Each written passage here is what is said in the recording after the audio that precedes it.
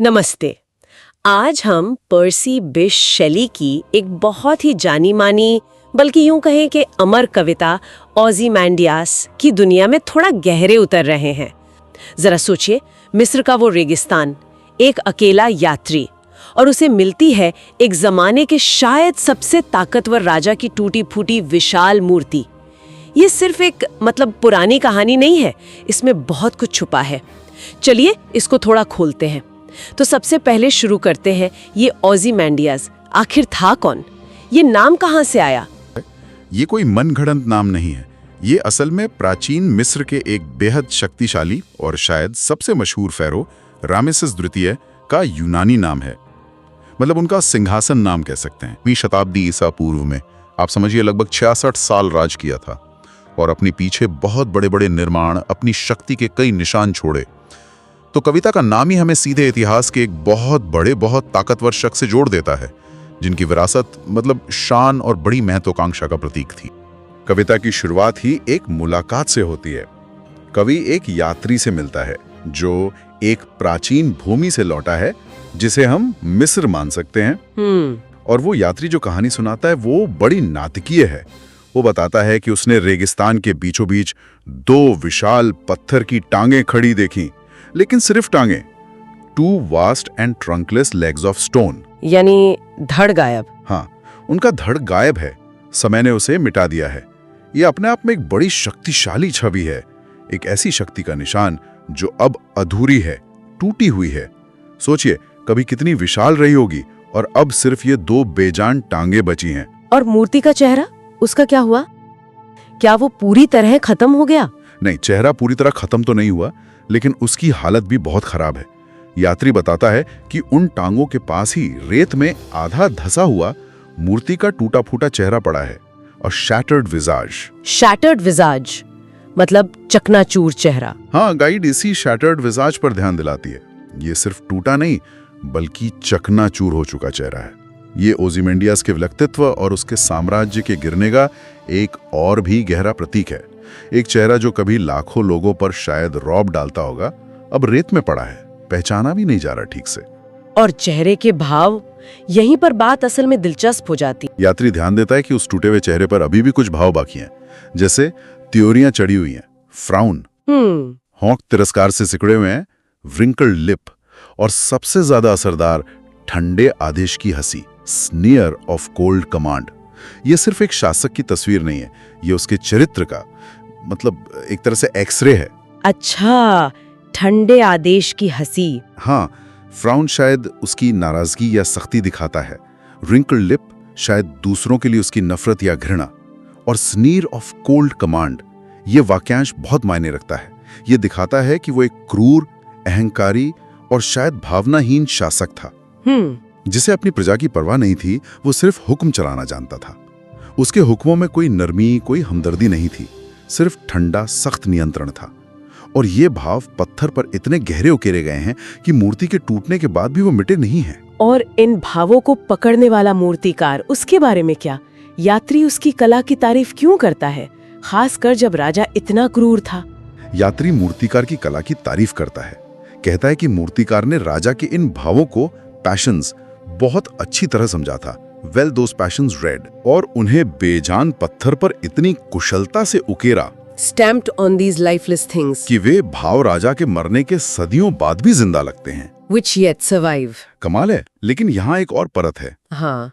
कविता कहती है, the hand that mocked them and the heart that fed. Guide इस line की व्याख्या करती है, द हार्ट दैट फेड यानी राजा का वो सख्त अहंकारी दिल जिसने इन क्रूर भावों को पैदा किया। ओके। और the hand that mocked them, ये मूर्तिकार का हाथ है। अब सवाल ये उठता है कि क्या मूर्तिकार ने जानबूझकर राजा का मजाक उड़ाया, या उसकी कला इतनी सच्ची थी कि उसने अनजाने में ही राजा के अहंकार और क्रूरता का पर्दाफाश कर दिया। उसकी नकल उतार कर उसे एक तरह से हास्यास्पद बना दिया। मूर्तिकार ने शायद सिर्फ असलियत को पकड़ने की कोशिश की हो, लेकिन ऐसा करके उसने अनजाने में ही राजा के चरित्र पर एक स्थायी टिप्पणी कर दी। मैं राजा तो मिट गया, उसका दिल जो भावों का स्रोत था वो भी खत्म हो गया, लेकिन मूर्तिकार का हाथ जिसने उन भावों को पत्थर पर उतारा, उसकी कला बच गई एक तरह से। राजा का मजाक उड़ाते हुए ये कला की एक अजीब सी विडंबना भरी जीत है। कमाल है। यानी कला ने सत्ता की असलियत को पकड़ लिया और उसे इतिहास के लिए दर्ज कर दिया, शायद सत्ताधारी की मर्जी के खिलाफ ही। अच्छा, अब उस चबूतरे यानी पेडेस्टल पर आते हैं जहाँ टांगे खड़ी थीं। उस पे कुछ शब्द लिखे थे। गाइड उन शब्दों के अर्थ और उनके महत्व के बारे में क्या कहती है? हाँ, पेडेस्टल पर लिखे शब्द इस कविता का कह सकते हैं चरम बिंदु हैं, जहाँ ओzymandias का अहंकार अपने शिखर पर पहुंचता है। शब्द हैं, My name is Ozymandias, King of Kings. Look upon my works, ye mighty, and despair. मेरा नाम ओzymandias, राजाओं का राजा। हाँ, गाइड बताती है कि इसका सीधा मतलब है, मेरा नाम ओzymandias है, मैं राजाओं का भी राजा हूँ। ए दुनिया के शक्तिशाली लोग, मतलब दूसरे राजाओं, शासकों, मेरे कामों को देखो, मेरी बनाई शानदार इमारतें, मेरी ये विशाल मूर्ति, मेरा साम्राज्य, और देखकर निराशा और हताशा से भर जाओ। राजाओं का राजा और दूसरों को निराश होने का हुक्म, ये तो मतलब अहंकार की हद है। वो सिर्फ अपनी महानता नहीं बता रहा, बल्कि दूसरों को अपनी तुलना में छोटा महसूस करने के लिए कह रहा है। वो खुद को लगभग भगवान जैसा समझता है। किंग ऑफ किंग्स अक्सर ईश्वर के लिए इस्तेमाल होता था। वो मानता है कि उसकी उपलब्धियां इतनी महान हैं कि भविष्य के सभी शक्तिशाली लोग उन्हें देखकर अपनी हिम्मत हार जाएंगे, ये समझकर कि वे कभी ओzymandias की बराबरी नहीं कर सकते। वो अपनी विरासत को हमेशा के लिए दूसरों पर हावी होते देखना चाहता था। ये शब्द लिखे कहाँ हैं? एक टूटी हुई मूर्ति के पेडेस्टल पर। बिल्कुल, जिसके आसपास अब उसके महान काम का कोई निशान तक नहीं है। तो अब ये शब्द किसे संबोधित हैं? शायद आने वाले यात्रियों को, या शायद खुद ओzymandias की आत्मा को।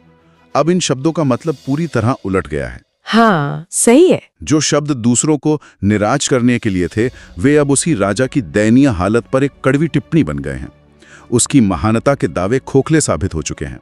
अब उसकी टूटी मूर्ति को देखकर शक्तिशाली लोग निराश नहीं होते, बल्कि शायद वे इंसानी घमंड की इस हालत पर हंसते होंगे या सोचते होंगे। तो आज उस जगह पर क्या बचा है उन शब्दों, टूटी मूर्ति और रेत के सिवा?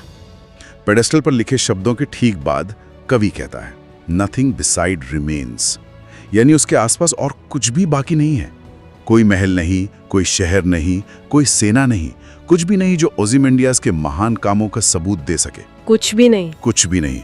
उस विशाल मलबे, कोलोसल रेक, ये शब्द मूर्ति के पहले के आकार और अब के विनाश दोनों को दिखाता है कि चारों ओर क्या है, सिर्फ रेत। लेकिन कैसी रेत? बाउंडलेस एंड बेयर, अंतहीन। The loan and level Sands stretch far away, अकेली और सपाट रेत दूर दूर तक फैली हुई है। गाइड इन शब्दों के चुनाव पर ध्यान दिलाती है। बाउंडलेस, बेयर, लोन, लेवल, ये शब्द एक विशाल खालीपन, प्रकृति की उदासीनता और सब कुछ बराबर कर देने वाली शक्ति का एहसास कराते हैं। सब बराबर। हाँ, राजा की सारी महत्वाकांक्षाएं, उसकी सारी शक्ति इस अंतहीन रेत में खो गई है। प्रकृति ने सब कुछ समतल कर दिया। मुख्य संदेश बहुत साफ और हर जमाने के लिए है। इंसानी शक्ति, चाहे वो राजनीतिक हो, फौजी हो या फिर व्यक्तिगत घमंड से निकली हो, वो क्षणभंगुर है, मतलब टेम्पररी है। हाँ, अस्थाई। हाँ, अस्थाई है। कोई भी शासक, कोई भी साम्राज्य कितना भी शक्तिशाली क्यों न लगे, आखिरकार समय और प्रकृति की शक्तियों के सामने छोटा साबित होता है। समय सब कुछ बदल देता है और प्रकृति धीरे धीरे इंसानी बनाई चीजों को वापस अपनी गोद में ले लेती है। इसलिए मनुष्य का अपनी शक्ति, अपनी उपलब्धियों या अपनी विरासत के अमर होने का घमंड वो बेकार है। ये हर उस शासक, हर उस नेता, हर उस संस्कृति पर लागू होती है जो अपनी शक्ति को स्थायी मान बैठती है। सही बात है। इतिहास ऐसे उदाहरणों से भरा पड़ा है। बड़े बड़े साम्राज्य बने और मिट गए, उनकी शानदार राजधानियां खंडहर बन गईं। ओzymandias एक प्रतीक है उन सभी का। ये कविता हमें नम्रता और अपनी नश्वरता, मतलब हम भी एक दिन खत्म हो जाएंगे, इस बात को स्वीकार करने की याद दिलाती है।